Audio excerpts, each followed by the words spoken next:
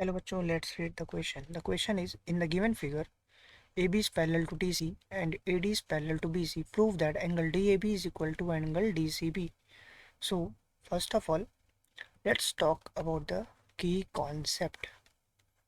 Key concept. So we know that हमें क्या पता है? We know that for two parallel lines,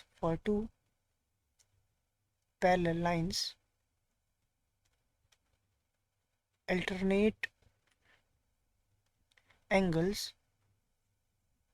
exist. अगर कोई दो लाइन पैरेलल है तो वहाँ पे अल्टरनेट एंगल्स भी एग्जिस्ट करता है। और हम यहाँ पे क्या लिखेंगे? फर्स्ट ऑफ ऑल हम लिखेंगे क्या? कंस्ट्रक्शन। तो कंस्ट्रक्शन से हमें क्या पता है? कंस्ट्रक्शन लिखेंगे draw B D which joins from B to D. B D को हम ज्वाइन करेंगे, बी टी को ड्रॉ करेंगे। तो सबसे पहले let us draw the figure. ये हमारे पास एक ए बी सी डी हमें पहले से दिया गया है पर्टिकुलर फिगर। लिख लेते हैं ए बी सी और डी।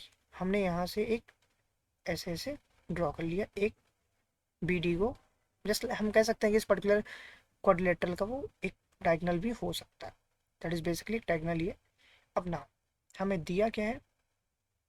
गिवन में दिया है कि ए बी जो है वो पैरेलल है किसके? डी सी के। एंड साथ ही साथ क्या ए डी जो है वो पैरेलल है बी सी के। ये हमें दिया गया है। हमें पता है अगर दो लाइंस पैरेलल हैं तो वहाँ पे अल्टरनेट एंगल्स एग्जिस्ट करता है, करस्पॉन्डिंग भी एग्जिस्ट करता है। सो हम पहले इस एंगल को 1 नाम दे दें, इसको हम 2 बोल देते हैं। सिमिलरली हम इसको 3 बोलेंगे और इस एंगल को 4 बोल लेते हैं। इसको हम कहते हैं ये मेरा 5 एंगल है और ये मेरा 6 एंगल है। हम सबको नेमिंग दे देते हैं अभी। नाउ हमें प्रूफ करना है।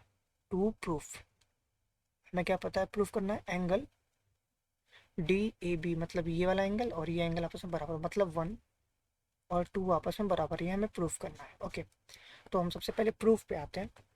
Let's say proof. प्रूफ में हम एक ट्राइंगल लेते हैं। हम फिर से यहाँ फिगर बना लेते हैं एक बार और क्लियर अंडरस्टैंडिंग के लिए। तो लेट्स से हम फिर से नेम देते हैं ए बी सी और D.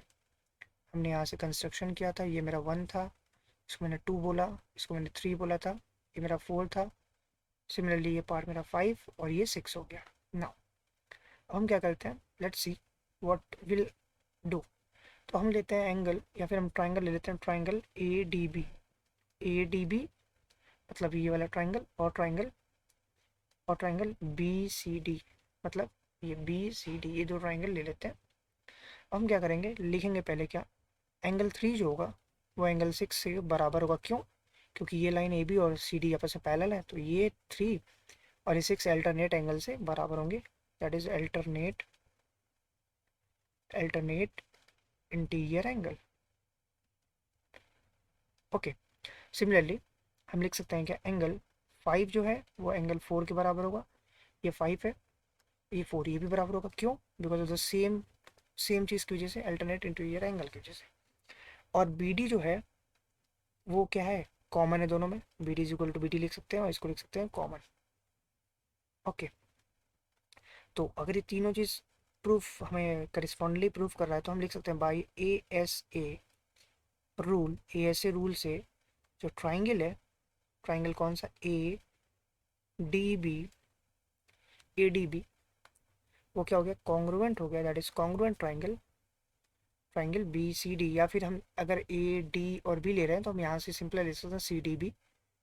Angle C D B ये आपस में कॉन्ग्रुएंट हो गया। अगर ये ट्रांग कॉन्ग्रुएंट है तो हम यहाँ से सी पी सी टी से लिख सकते हैं क्या? Angle 1 is equal to angle 2 C P C T. और यही हमें प्रूफ करना था, तो हम लिख सकते हैं hence proved. This is a particular question which I have to solve. तो hence proved means angle 1 angle 2 के बराबर हो गया। Hope you understand it well. Best of luck. Thank you.